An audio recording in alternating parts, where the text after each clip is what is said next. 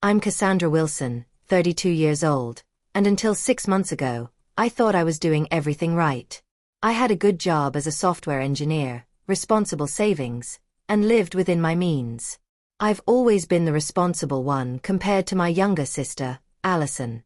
But nothing prepared me for that family dinner when my parents slid mortgage papers across the table with a smile. "You've saved enough.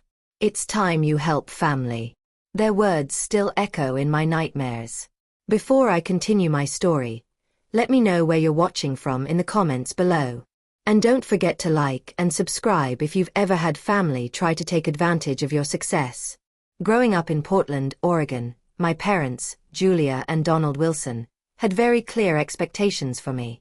From an early age, I was taught the value of $1. My allowance came with budgeting spreadsheets when I was just 10 years old. If I wanted new clothes or to go to the movies with friends, I needed to save up for it. Summer jobs started when I was 15, working at the local library shelving books, then at an ice cream shop during my junior and senior years of high school.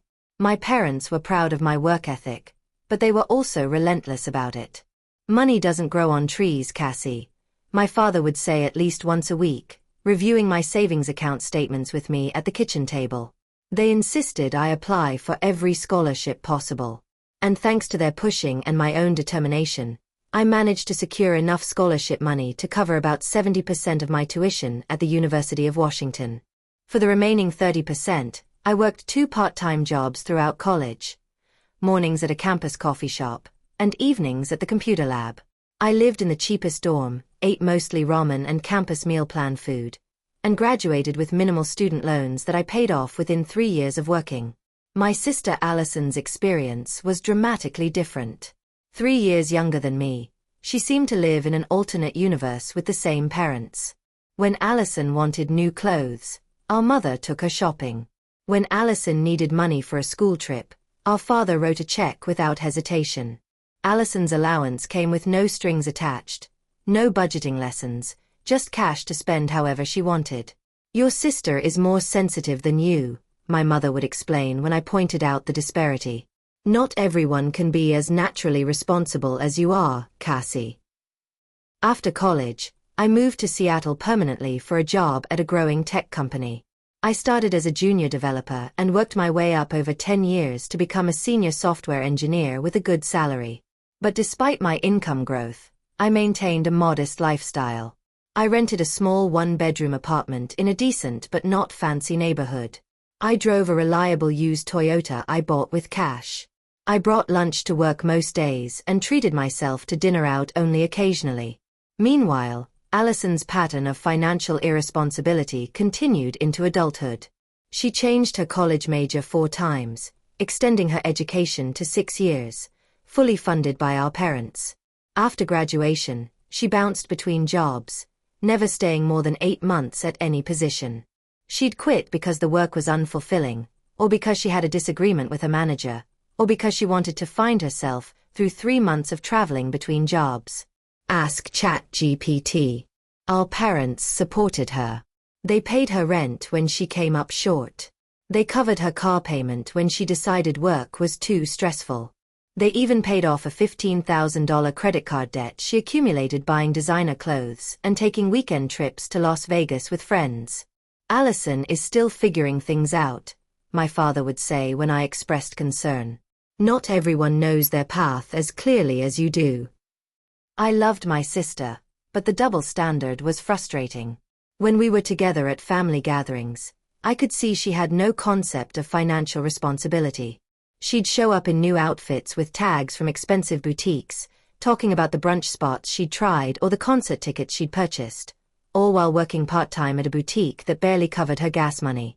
Despite the inequality, I built my own life. I worked hard, earned promotions, and slowly built my savings. After years of careful planning, I finally reached my goal. Enough money for a down payment on a modest condo in Seattle. It wasn't anything fancy, but it would be mine, and the mortgage payment would be less than my current rent. I was excited and proud of this achievement that I had worked toward for so long. When I received an invitation to come to my parents' house for dinner on a Sunday in April, I thought maybe they wanted to celebrate my home buying plans. I had mentioned it briefly during our last phone call, and though they hadn't seemed particularly excited, I thought perhaps they wanted to surprise me with their support. How wrong I was. I arrived at my parents' suburban Portland home at exactly 6 o'clock. The familiar smell of my mother's lasagna filled the air, my favorite meal from childhood. The table was set with the good china, the kind reserved for Thanksgiving and Christmas. A bottle of wine was already open and breathing on the counter. "Cassie, right on time as always," my mother Julia said, hugging me tightly. She looked nice, wearing a blouse I hadn't seen before and with her hair freshly colored to hide the gray. My father, Donald, came in from the living room, checking his watch before greeting me with a quick hug. "Traffic wasn't bad?"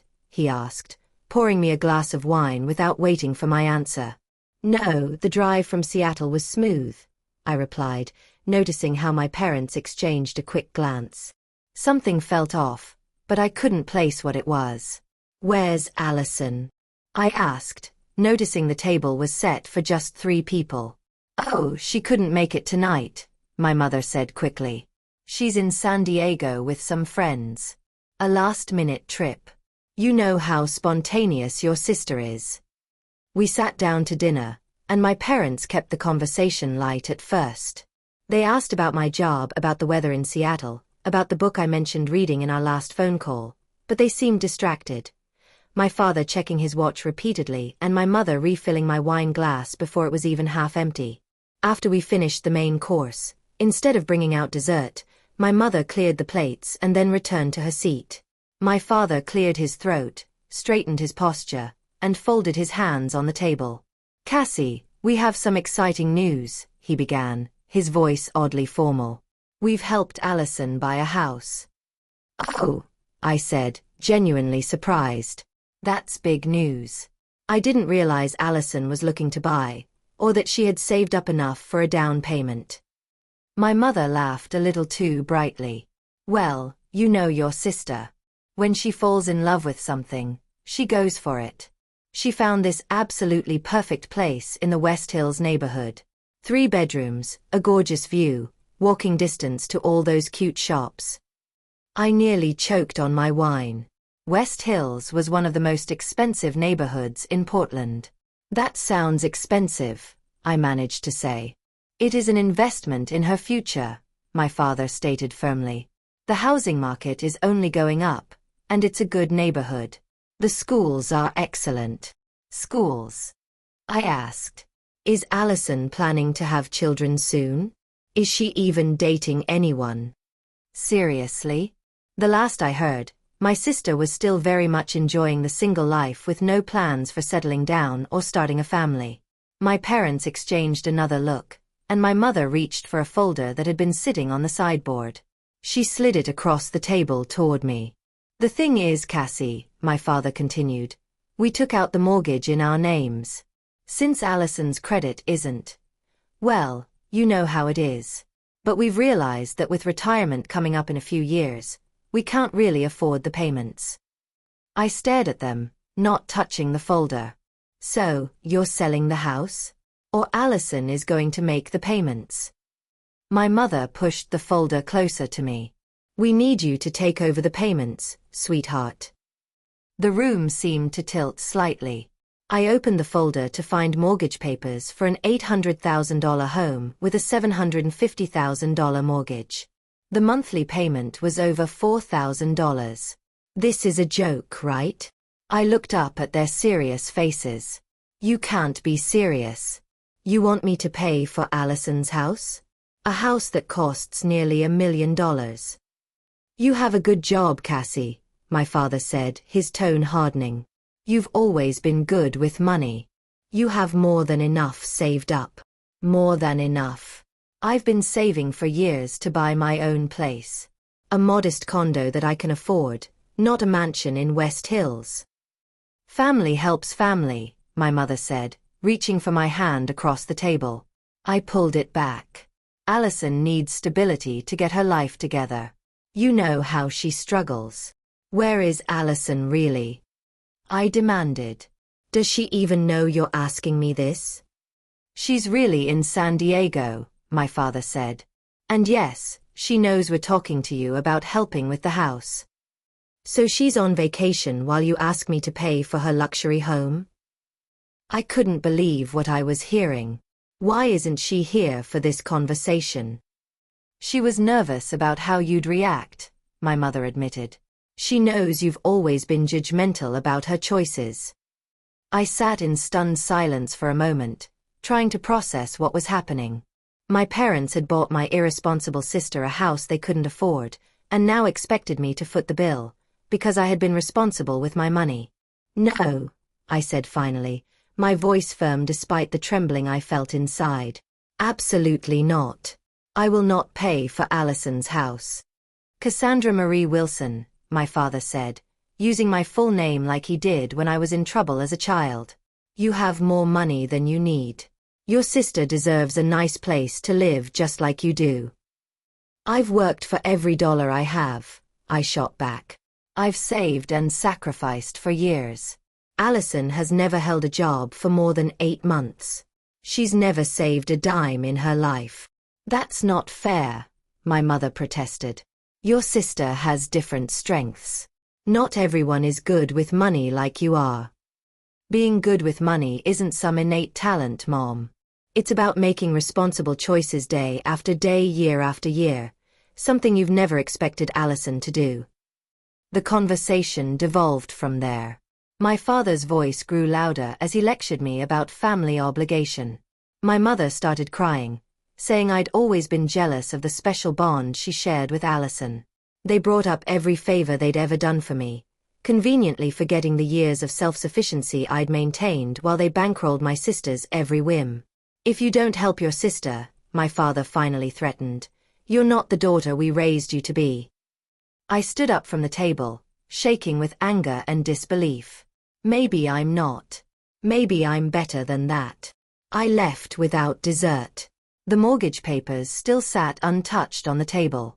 For 3 days after the disastrous dinner, I ignored all calls and texts from my parents. There were many, each more guilt-laden than the last. Your sister is heartbroken. We raised you to care about family. After all we've done for you.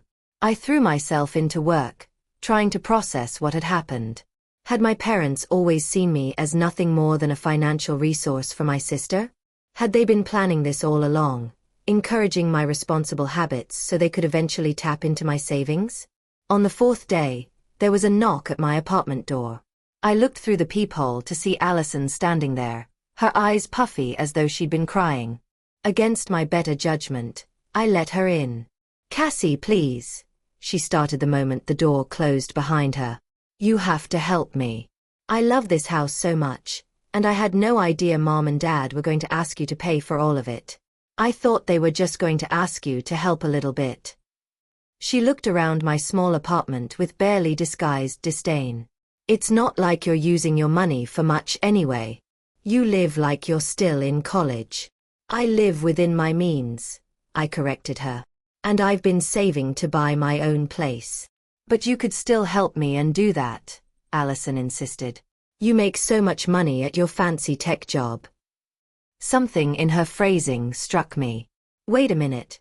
You said you had no idea they were going to ask me to pay for all of it. So, you didn't know they were going to ask me for money? Allison's face flushed. Well, I mean, we talked about it a little. You were in on this from the beginning, I realized aloud. You knew they were going to ask me to pay for your house. Not the whole mortgage, Allison protested. Just, help out until I get on my feet. Find a better job. You've been getting on your feet for 10 years, Allison. When are you actually going to stand on them? Our argument escalated until Allison stormed out, slamming my door hard enough that my neighbor poked his head out to check if everything was okay. That evening, I finally answered my parents' call, determined to set the record straight. Cassandra, my father began formally, we need to discuss the situation with your sister's house. There is no situation, I replied. I'm not paying for Allison's mortgage. End of discussion. We've already put down a substantial down payment, my mother chimed in. We took it from our retirement fund because we believed you would help with the monthly payments. So you made a massive financial decision based on money I never offered or agreed to give. That's not my responsibility to fix. We're family, my father insisted. Family takes care of each other. Funny how that principle only applies when Allison needs something, or when you need something for Allison, I pointed out. It never applied when I was working 2 jobs in college, or when I was eating ramen for dinner 5 nights a week to pay off my student loans. The conversation devolved into accusations and guilt-tripping. My parents' tone grew increasingly hostile as they realized I wasn't going to cave to their demands. You'll regret this selfishness, my father finally threatened before hanging up. A week later, I received a call from my Aunt Eleanor, my mother's sister, who lived in Eugene. "Cassie, honey, what's this I hear about you refusing to help your sister?" she asked without preamble. I explained the situation, expecting another lecture about family obligation. "Those fools," Aunt Eleanor sighed instead. "I told Julia this was a terrible idea. Did you know they emptied their retirement accounts for Allison's down payment? Nearly $300,000 gone. At their age." The revelation stunned me. My parents were in their early 60s. They had just decimated their retirement savings for Allison's house, and now they expected me to take on an additional financial burden to fix their poor decision. Over the next few weeks, the family divide grew. Relatives took sides, with most supporting my parents and Allison. I received passive-aggressive emails from cousins I hadn't spoken to in years. My grandmother called to tell me she was disappointed in my selfish attitude. Only Aunt Eleanor and my Uncle Philip stood by me, understanding the unreasonable position my parents had put me in. Concerned about the escalating situation, I scheduled a meeting with a financial advisor named Gabriela Martinez. She listened to my story with increasing alarm. "You need to protect yourself legally," Gabriela advised. "Given how determined your parents seem, I wouldn't be surprised if they try something else to get your money." I thought she was being paranoid, until 3 days later, when a certified letter arrived at my apartment. My hands shook as I opened it to find legal papers. My parents were suing me for $500,000. Their claim? That I had verbally agreed years ago to help with family expenses in return for their investment in my education and future. They were arguing that my entire financial success was contingent on their support, and that I therefore owed them recompense now that they needed it. It was a lie, a complete fabrication. But there it was in black and white, with a court date set for just 6 weeks away. The panic attack hit as soon as I finished reading the lawsuit. My chest tightened, my vision blurred at the edges, and I couldn't catch my breath. I slid down against my apartment wall, the papers clutched in my shaking hand, gasping for air and fighting off waves of dizziness. When I could finally breathe again, I called in sick to work, for the first time in 3 years, and spent the day researching attorneys. By afternoon, I had an emergency appointment with Lawrence Thompson, a family law specialist with experience in financial disputes. Lawrence's office was small but professional, with law books lining the walls and framed diplomas hanging behind his desk. He was an older man with salt and pepper hair and reading glasses perched on the end of his nose. He reviewed the lawsuit documents while I sat nervously across from him. "This is," he began, then paused, removing his glasses to rub his eyes. "This is, quite frankly, one of the more absurd lawsuits I've seen in my 30 years of practice. But absurd doesn't mean harmless. Even frivolous lawsuits can be dangerous if not properly defended." "So they can't really win, right?" I asked, trying to keep the desperation from my voice. "It's highly unlikely. Their claim that you verbally agreed to financial support is difficult to prove without documentation," he said. "However," he cautioned, "family court can sometimes be unpredictable, especially when emotional appeals are involved. We need to build a strong defense." Over the next few days, a disturbing discovery came to light. My parents had falsified documents claiming I had promised financial support. They had created backdated emails and letters in which I supposedly acknowledged a debt to them for raising me and putting me through college. "These are completely fake," I told Lawrence, staring in disbelief at the documents he'd received through discovery. I never wrote any of these. I suspected as much, Lawrence replied grimly. The good news is that forgery will completely undermine their case. The bad news is that your parents have just committed fraud, which could have serious consequences for them. The realization that my own parents would go so far as to commit forgery to take my money left me numb. What had happened to the people who raised me? Who taught me right from wrong? Were they always capable of this? Or had their devotion to Allison corrupted them so completely? I threw myself into preparing our defense. I gathered bank statements showing I had supported myself financially since college. I found old emails thanking my parents for birthday gifts but clearly indicating that all financial support had ended after high school. I even located my college financial aid records showing that my education had been funded primarily through scholarships and my own work, not parental support. The process took a toll on me. I developed insomnia, lying awake at night, replaying my childhood and questioning every memory through this new lens of betrayal. My appetite disappeared, and I lost 7 pounds in 2 weeks. At work, I made careless mistakes that weren't like me, drawing concerned looks from my manager. My coworker Heather noticed my deterioration and invited me to lunch. Over sandwiches I mostly picked at rather than ate, I confided in her about the lawsuit. My parents did something similar, Heather revealed, surprising me. Not a lawsuit, but they emptied my college fund to pay for my brother's gambling debts. I know how it feels to be the responsible one who gets punished for it. Her understanding was a lifeline in a sea of judgment. Most people I told about the situation immediately asked what I might have done to cause such a rift, as if parents suing their child must be the child's fault. A week before the court date, I ran into Allison at a coffee shop near my apartment. I hadn't even known she was in Seattle. She was wearing expensive new boots and carrying a designer handbag that probably cost more than my monthly rent. "Are you happy now?" she demanded loudly enough that other customers turned to look. "You're tearing our family apart with your selfishness." "I'm selfish." I kept my voice low despite my anger.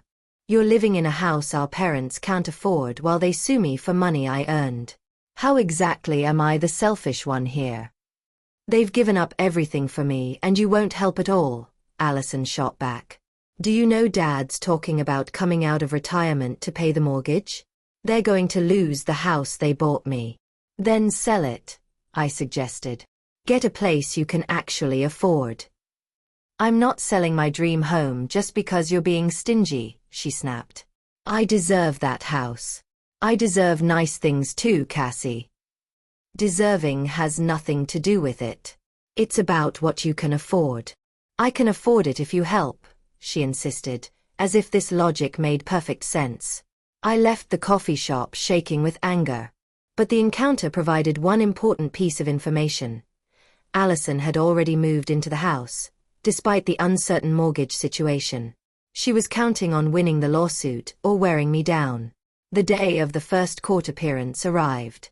I dressed in a conservative navy blue suit and low heels, my hair pulled back in a neat bun. Lawrence had advised me to look professional but not flashy, to counter any narrative my parents might present about me being frivolous with money.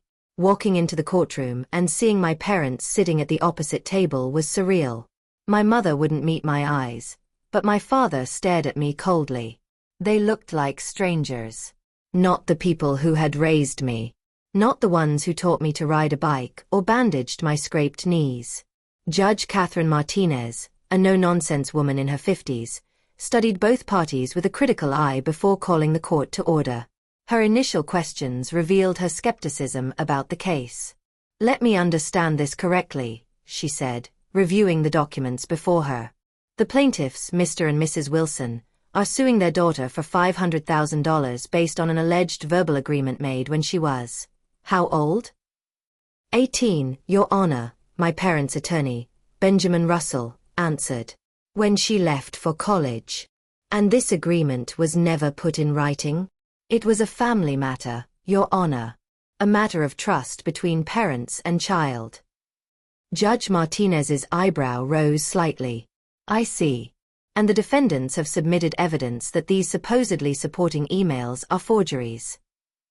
We dispute that characterization, Benjamin replied smoothly. There may be some confusion about dates and content. Confusion, the judge repeated dryly. About who wrote the emails and when. Interesting choice of words, counselor. The first day in court made it clear this would not be a simple or quick resolution. My parents' attorney painted me as an ungrateful daughter who had benefited from their sacrifices only to abandon them in their time of need. Lawrence methodically presented evidence of my financial independence and exposed the falsified documents for what they were. By the end of the day, Judge Martinez seemed increasingly troubled by the case before her.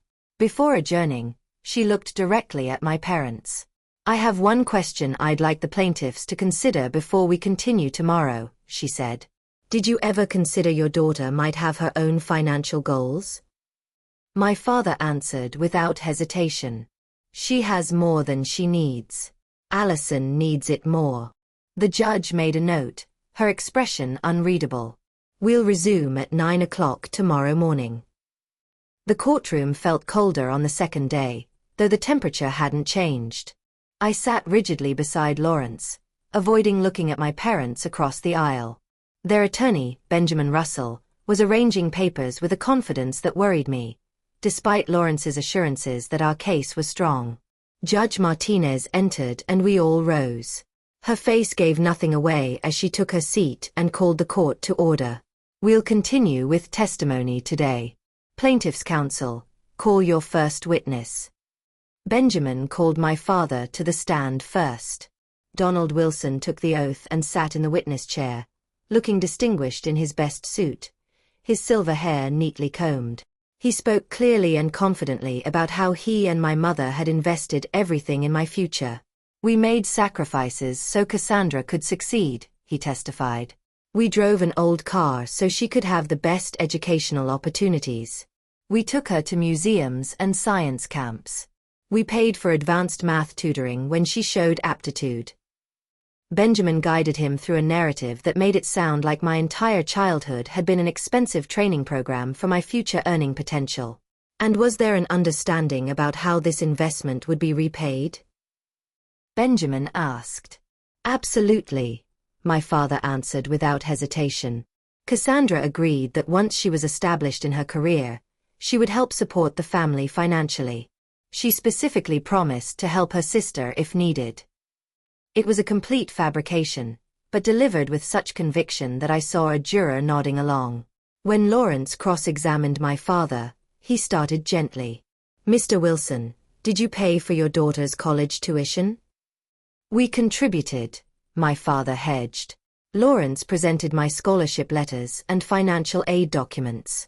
These records show that 90% of Cassandra's education was funded through scholarships and her own work-study jobs. Your contribution amounted to approximately $5,000 over 4 years. Is that correct? My father shifted uncomfortably. The dollar amount doesn't reflect the emotional support we provided. I'm asking about financial contribution, sir, Lawrence pressed. $5,000 total. Yes or no? Approximately. Yes, my father admitted reluctantly. Lawrence then presented my bank records showing how I had supported myself since graduation, evidence of the student loans I had repaid entirely on my own, and documentation of the modest lifestyle I maintained despite my growing income. Would you characterize your daughter as financially irresponsible, Mr. Wilson? No, my father conceded. Cassie has always been good with money. Yet you believe she owes you $500,000 because...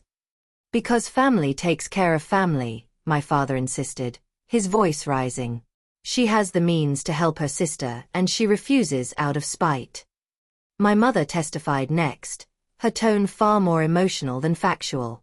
She cried several times, talking about how worried she was about Allison's future and how hurt she was by my abandonment of the family. She spoke about my sister's sensitive nature and creative spirit, which, she claimed, made practical matters like steady employment difficult for her. Allison needs stability to flourish, she insisted. This house is her chance to finally find her footing. Under cross-examination, Lawrence was respectful but persistent. Mrs. Wilson, how many times has Allison held a job for more than 1 year? My mother hesitated. She's had challenges with employment. So the answer is never. Correct. Not once in the 12 years since she graduated high school. That's correct, she finally admitted. Different people have different paths, my mother replied defensively. Indeed they do, Lawrence agreed. And would you say you've supported Allison financially throughout her adult life? We've helped her when needed. According to these bank records, Lawrence said, presenting exhibits, you and your husband have provided Allison with approximately $375,000 in direct financial support since she turned 18. Is that accurate? The courtroom murmured at the figure. My mother looked down at her hands. That sounds about right. And during that same period, how much financial support did you provide to Cassandra? Cassie didn't need our help, my mother replied, as if this were a failing on my part. So, the answer is 0. Correct. Yes, she admitted quietly. When it was my turn to testify, I was nervous but determined to speak my truth.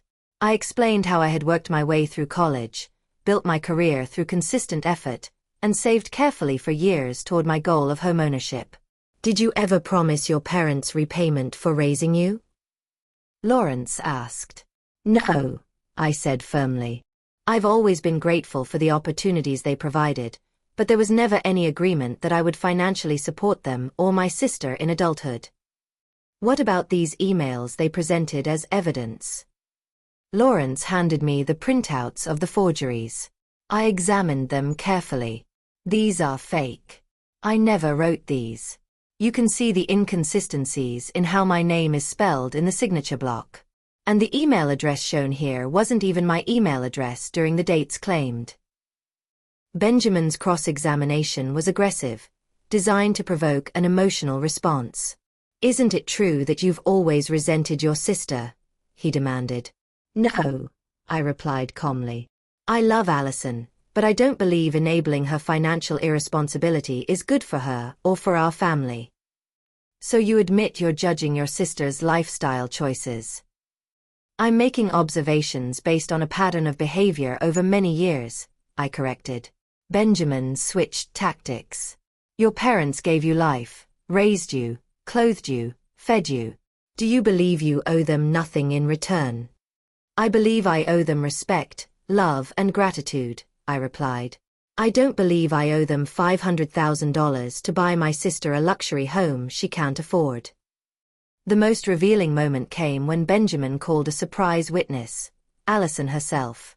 She entered the courtroom wearing a conservative dress, her usual flashy style subdued for the occasion.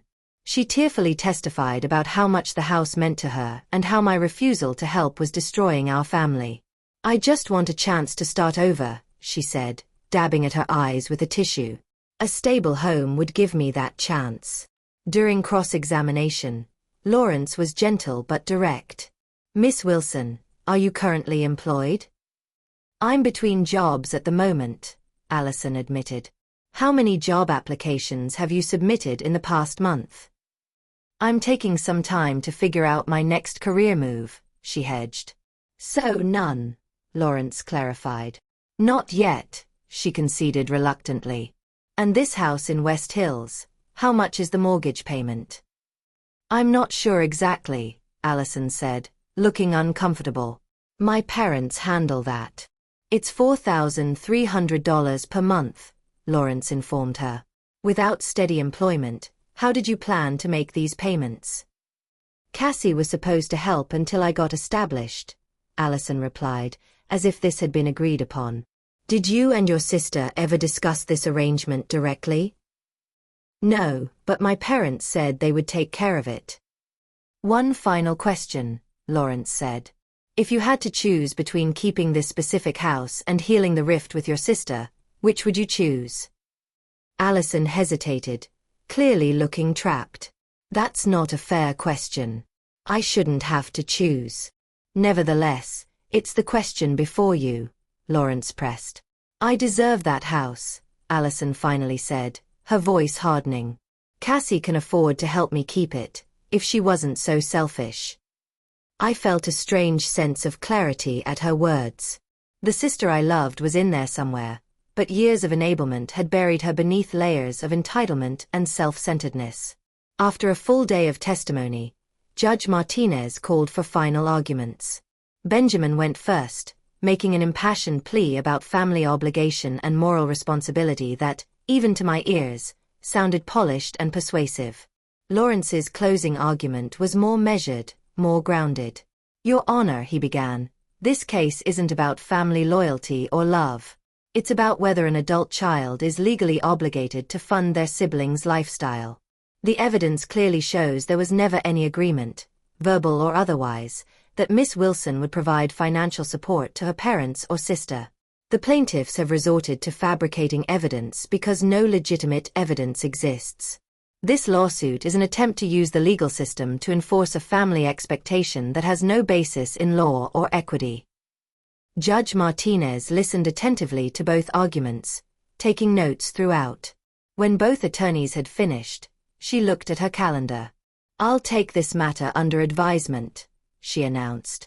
"We'll reconvene next Friday at 9 a.m. for my ruling. Court is adjourned." As we filed out of the courtroom, my mother tried to approach me, but Lawrence gently steered me toward the exit.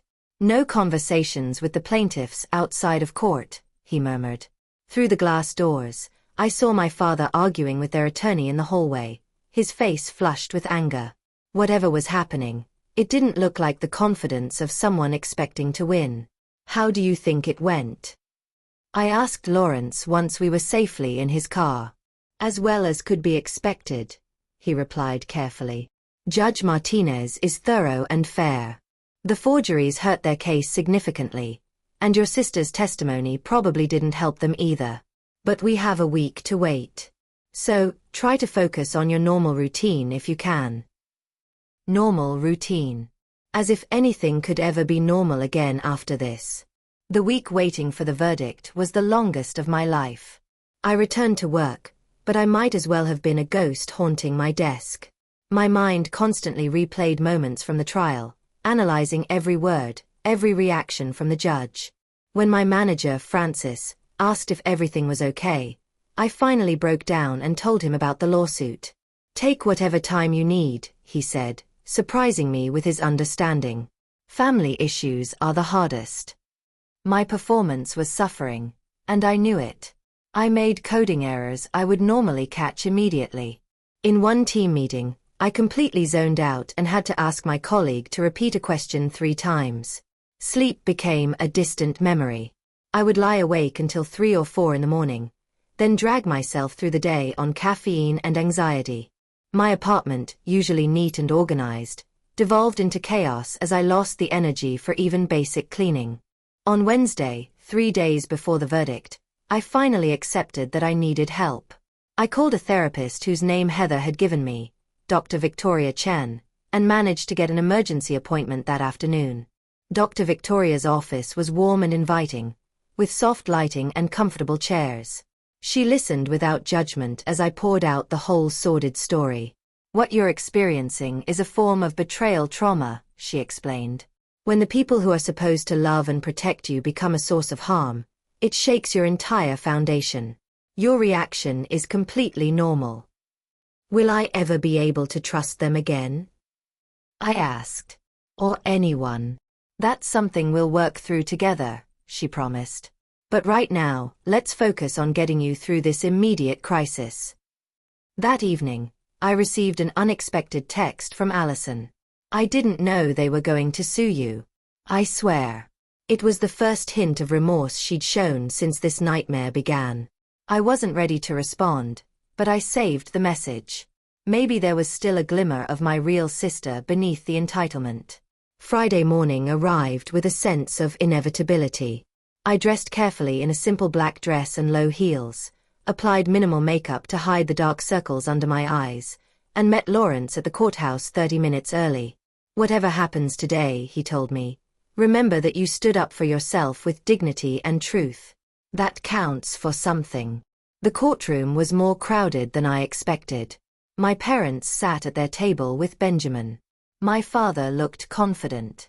My mother was nervously twisting a tissue in her hands. I noticed Allison wasn't present, though several other relatives were seated behind my parents, including my grandmother and 2 aunts from my father's side. On my side of the courtroom, the bench was empty until the last minute, when Aunt Eleanor and Uncle Philip slipped in, followed by Heather from work. Their presence brought an unexpected lump to my throat. Judge Martinez entered, her face impassive as always. We rose, then sat at her direction. She arranged her papers, put on her reading glasses, and began. In the case of Wilson versus Wilson, I have reviewed all testimony and evidence presented. This is without doubt one of the more troubling family disputes to come before my court. She looked directly at my parents. Mr. and Mrs. Wilson, your claim rests on an alleged verbal agreement that your daughter would provide financial support to you and her sister in return for your investment in her upbringing and education. You have provided no credible evidence that such an agreement ever existed. The emails you submitted as evidence have been proven to be fabrications, a serious matter that could result in charges of perjury and fraud. My father's face paled. My mother began to cry silently. Beyond the legal issues, Judge Martinez continued, I find the underlying premise of your lawsuit disturbing. Parenthood is not a financial investment with expected monetary returns. Children do not owe their parents repayment for doing what parents are morally and legally obligated to do, provide for their children's basic needs. She turned to me. Miss Wilson, the evidence shows you have been financially independent since college, working diligently to build your career and savings. You have no legal obligation to fund a house purchase for your sister, regardless of family expectations. Looking back at my parents, she delivered her verdict. This lawsuit is dismissed, with prejudice. Furthermore, Judge Martinez continued, the plaintiffs will pay the defendant's legal fees in full. She paused, removing her glasses. Her voice softened, though it remained firm. As a judge, my role ends with the legal verdict. But as a person who has sat in this courtroom for 20 years, watching families tear themselves apart, I would be remiss not to add this. Whatever happens when you leave this courtroom today, remember that some damage cannot be undone with apologies alone. Trust, once broken, must be rebuilt brick by brick. I sincerely hope you find a way forward that honors the true meaning of family, which has nothing to do with financial transactions, and everything to do with mutual respect and love. With that, she struck her gavel and left the bench. My parents' reaction was immediate and shocking. My father stood and shouted at their attorney, his face contorted with rage. You said this was a sure thing. You said she'd have to settle. Court officers moved toward him as Benjamin tried to calm him down. My mother collapsed in tears while relatives gathered around them, some throwing accusing glances my way. Lawrence ushered me out a side door to avoid the scene. In the hallway, Aunt Eleanor hugged me tightly. I'm so proud of you for standing up for yourself, she whispered. Your parents will regret this madness when they calm down. But they didn't calm down. The fallout was swift and far-reaching. My parents faced not only my legal fees, but also the burden of a house they couldn't afford. Family gatherings fractured into camps. Holiday plans were cancelled or quietly restructured. Some relatives stopped speaking to me entirely. Others cut ties with my parents over their actions. 2 weeks after the verdict, I came home from work to find my apartment had been broken into. Drawers were emptied onto the floor. Furniture overturned. The word selfish was spray-painted in thick red letters across my living room wall. Nothing of value was taken. The message was clear. This wasn't theft. It was punishment. The police officer who responded was sympathetic but pragmatic. Any family disputes recently? He asked, unaware of how loaded the question truly was. I didn't say it was Allison. But in my heart I knew. The handwriting on the wall matched her loopy style. And who else would be this angry?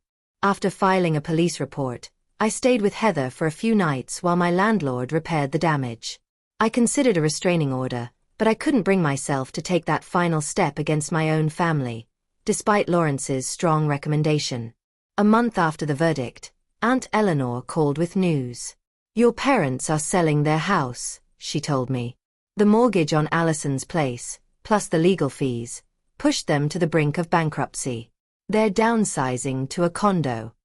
"What about Allison's dream house?" I asked, unable to keep the bitterness from my voice. "On the market as of yesterday," Eleanor replied. "They're using the proceeds to pay off their debts. Allison is furious, of course. She's staying with your cousin Patricia for now." I felt no satisfaction, only a hollow sadness for what my family had become. The house that had torn us apart would soon belong to strangers. But the real damage remained. 6 months passed. Seattle's summer faded into a rainy autumn, and I settled into a new rhythm of life. Weekly sessions with Dr. Victoria helped me process the trauma of the lawsuit and its aftermath. At first, I talked about little else, reliving the betrayal and anger in an endless loop. Ask ChatGPT. Gradually, we expanded our therapy sessions to explore patterns in my family dynamics that went back generations. "Your role as the responsible one didn't start when you were an adult," Dr. Victoria pointed out during one session.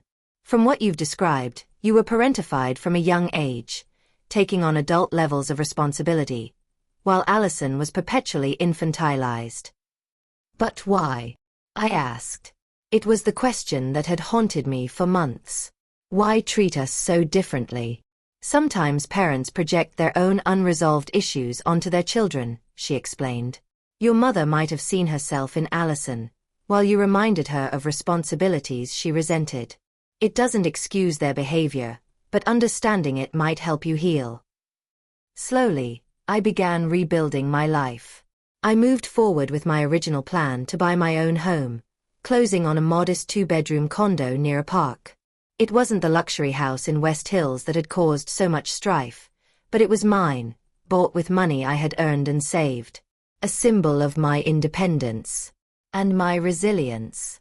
On a crisp October morning, I was sorting through emails when one subject line made me freeze. "Can we talk? Allison." I almost deleted it without reading. But curiosity won out. The message was surprisingly humble. "Cassie, I know I'm probably the last person you want to hear from. I wouldn't blame you if you deleted this immediately. But if you're still reading, I'd like to meet, somewhere public, to talk. No demands, no drama. I promise. Just talk. Let me know if you're willing. Allison." Against my better judgment, and only after discussing it thoroughly with Dr. Victoria, I agreed to meet my sister at a coffee shop halfway between our locations. I arrived early, chose a table with a clear view of both the entrance and the exit, and ordered a latte that I was too nervous to drink. Allison arrived precisely on time. A punctuality so uncharacteristic that it spoke volumes about her state of mind. She looked different. Gone were the designer clothes and perfectly styled hair. She wore jeans, a simple sweater, and her hair was pulled back in a casual ponytail. She looked younger. More like the sister I remembered, before adult responsibilities had divided us. "Thank you for coming," she said, sliding into the chair across from me. "I honestly wasn't sure you would." "I wasn't sure either," I admitted.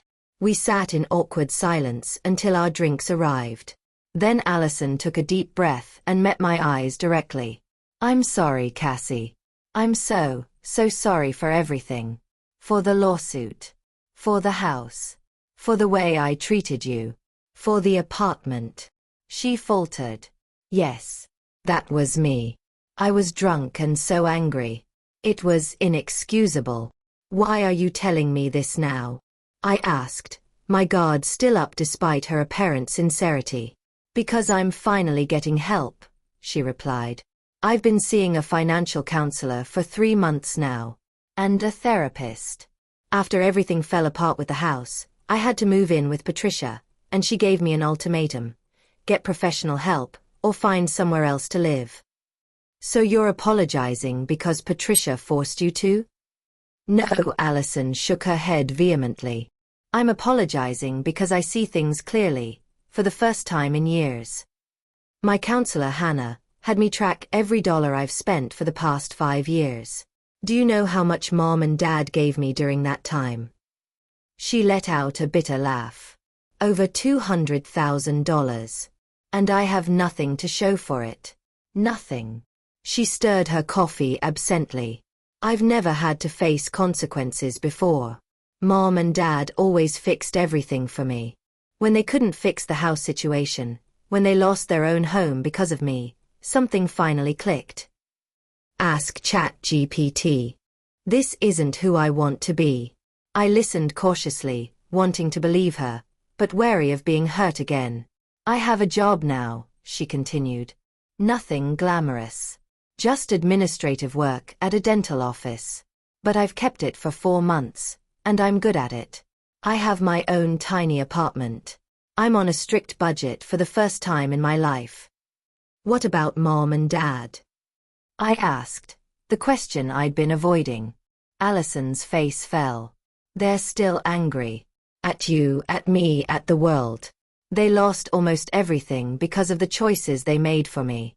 Dad had to go back to work part-time. They're living in a small rental condo now. Have they gotten any help? Counseling or anything? No, her voice was flat. They still believe they did nothing wrong. They think the judge was biased.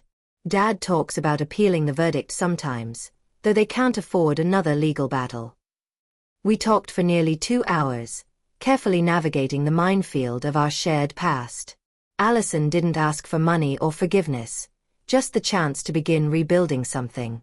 As we prepared to leave, she handed me a sealed envelope. What's this? I asked. The first installment, she explained. I'm paying you back for the damage to your apartment.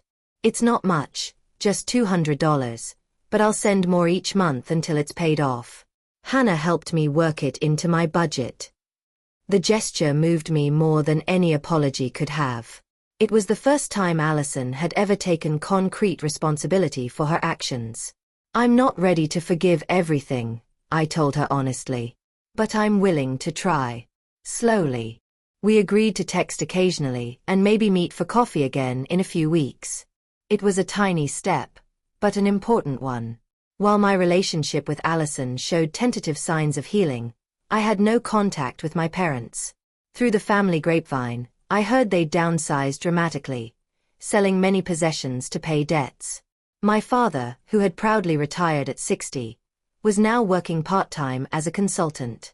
My mother had taken a job at a local bookstore, her first paid employment in over 30 years. Their situation saddened me, but I recognized it as the natural consequence of their own decisions, not my responsibility to fix. Dr. Victoria helped me work through the guilt that still surfaced occasionally, reminding me that establishing boundaries wasn't the same as abandonment. Healthy boundaries aren't walls, she'd say. They're fences, with gates that you control. In January, I joined a support group for people dealing with family financial trauma. Our moderator, Marcus, had faced similar issues. His brothers tried to claim his inheritance after their grandmother passed. The group became a safe space to share, to listen without judgment, to learn from others who truly understood the unique pain of betrayal by family. Through the group, and through deepening friendships with people like Heather, I began building what I thought of as my chosen family. People who respected boundaries, gave without expectation, and valued me for who I was, not what I could provide. By spring, I was finally sleeping through the night again. My work performance improved, earning me a promotion I once feared the lawsuit stress had cost me. I planted flowers on my condo balcony and joined a hiking group that explored trails around Seattle on weekends. The lawsuit had changed me, but not in the way my parents had hoped. Instead of draining me, it sharpened my clarity, strengthened my resolve to live authentically, and taught me to set, and defend, healthy boundaries. I even began volunteering once a month at a community center, teaching basic financial literacy to young adults, turning my painful experience into something that might spare someone else. 1 year after the verdict, I sat on my balcony, watching the sunset, reflecting on everything that had unfolded. The pain hadn't vanished entirely. I still felt a pang when friends talked about family holidays or shared stories of loving, supportive parents. But I had survived. I had grown. And somehow, I had flourished. The most important lesson I learned wasn't about money at all. It was about defining family on my own terms. It was about recognizing that love without respect isn't really love at all. And it was about the power of standing firm in your truth, even when the people who should support you most are the very ones trying to tear you down. Family wounds heal slowly, if they heal at all. But I found peace in accepting that some relationships may never be restored to what they once were, or what I imagined they should be. That acceptance created space. Space for new connections, new definitions of family, new ways of giving and receiving love that don't come with price tags attached. Have you ever had to stand up to family pressure over money or expectations? I'd love to hear your stories in the comments below. And if my journey resonated with you at all, please like this video and subscribe to the channel for more real-life stories about navigating difficult family dynamics. Remember, setting boundaries isn't selfish. It's necessary for your well-being. Thank you for listening. And I wish you strength on your own journey, whatever it may be.